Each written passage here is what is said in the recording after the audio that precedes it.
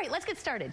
I got a big old Dutch oven here, and I got some veggies sinking down already. We've got the classic mirepoix. We got the onion, the carrot, and the celery getting soft in some butter.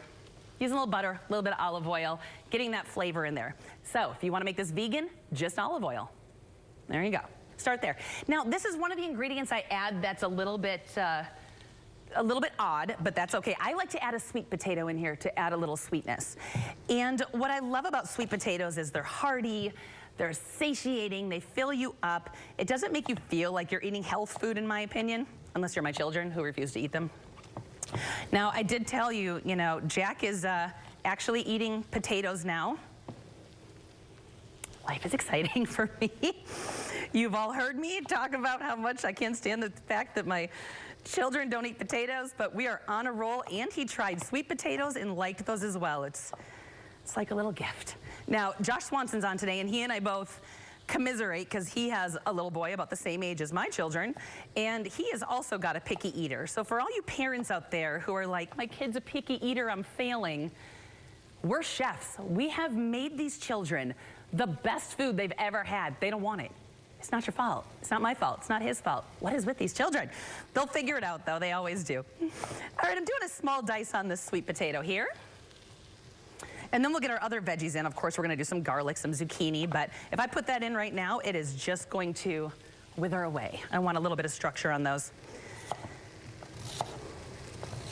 All right, so you know what I'm going to do, though, while these are cooking down? Let's add a little seasoning in there to sink down. I got a little thyme, and I got a bay leaf. Let's get that kind of moving in those vegetables. Now, what's fun about this recipe is I'm going to create a little topping for it that's really easy, but a little outside the box. Once my veggies are moving here, we're going to make some pesto croutons in the oven to add some crunch at the end to sprinkle over the top. I love pesto.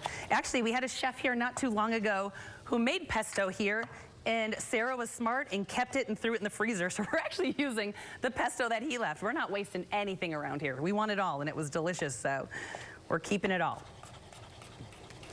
All right, now that my sweet potatoes are ready to go, and you can also add regular potatoes if you want, but I add the sweet potatoes in lieu of pasta. A lot of times people will add little tiny pasta in here, some tortellini noodles, something like that. For me, I'm going to do sweet potatoes instead.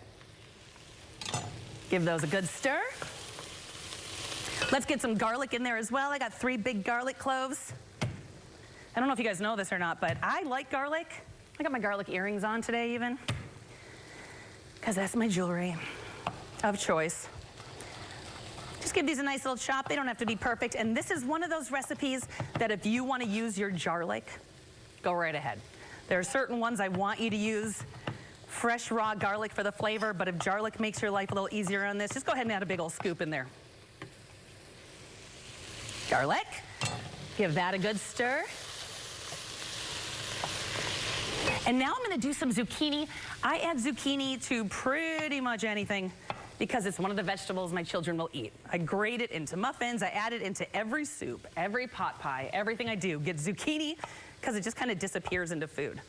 Now, this dish, this minestrone dish, it's from Italy, but there's no particular region. I couldn't seem to find a region when I was looking it up because I wasn't quite sure. And I had a chance to travel Italy, and minestrone was everywhere, so I'm not sure where it's from. By the way, if you like this recipe, you're going to want to scan that QR code on your screen with your phone, with your camera, and that'll take you to our website. It'll help you sign up for our newsletter. When our newsletter comes to you on Monday mornings, there is a PDF button. When you click that, printable recipes. You've been asking for it. We're trying to help you. Let's get you some printable recipes on that newsletter. And if you have any trouble getting the newsletter, sometimes it might go to your junk mail. If you have any issues, just send us a message, and with your email address, and we'll get that taken care of for you. Anyway, talking about the region of minestrone, like I said, there isn't one that I could find. It's basically just a peasant soup. It's like a kitchen sink. Whatever you have laying around gets thrown in a pot with some beans, some tomatoes, and that's minestrone soup. So it's just really healthy, hearty leftovers, basically. So at this point, if you don't have zucchini, don't throw it in. You only have yellow zucchini, throw it in. I mean, it's really adaptable. All right, now that my veggies are in, we're going to saute that up for just a minute. Let them soften up before we add our broth in. Give that a good stir. Get that zucchini kind of sinking down with the garlic. I'm gonna add a good pinch of salt, good pinch of pep. Let that hang out for a minute while we make our croutons. All right, in this bowl here, I have just some chopped up day-old bread. If you like big croutons, do big croutons. If you like small ones, do small ones. Just do whatever you want to do. But what we're going to do here is, this is the pesto that we had a chef leave us about a week or two ago. And like I said, we just threw it in our freezer. We're going to go ahead and just get that over the top of our croutons. Give it a little zhuzh. And we're just going to bake these, and that pesto flavor, that basil flavor, really kind of bakes into, because it's got that olive oil in there. So it's going to sink into those croutons. And it's so easy. You can also do this in a saute pan if you want to. All right, let's give a sheet a little spray here, just so they don't stick. 350, 375, somewhere in there in your oven. Look at the color on those, aren't they pretty? If for some reason you look at this and go, oh, they could use a little more pesto, or they look a little dry, just grab a little bit of your olive oil. I got some good olive oil here from the stock market. Give it another drizzle.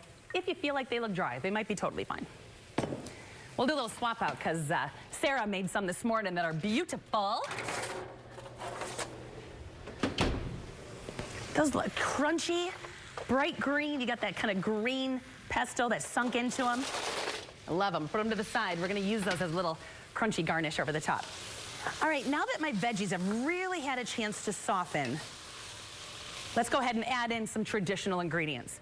We got a can of white beans, cannellini beans. I did not rinse them. I just drained them.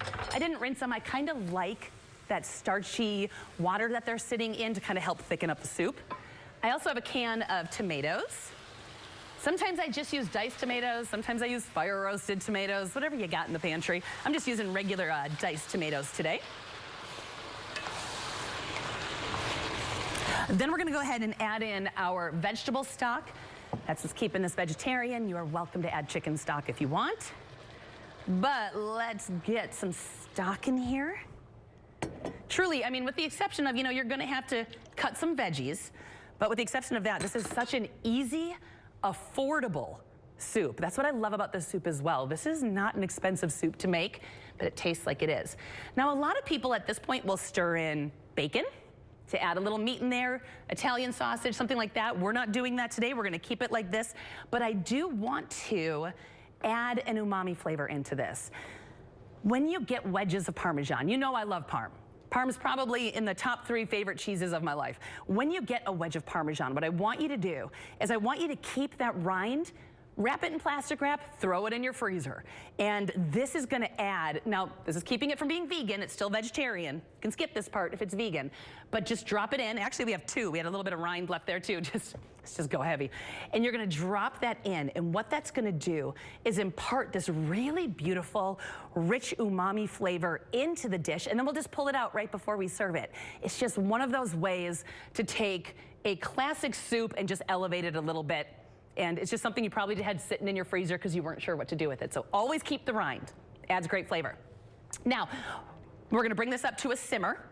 Once it's simmering, we're gonna let it simmer till the potatoes get tender. And then later in the show, we're gonna finish it off at the end with a squirt of lemon. We're gonna stir in some fresh spinach and top it with those crunchy croutons. It could not be easier, delicious, hearty, nourishing, all the things. But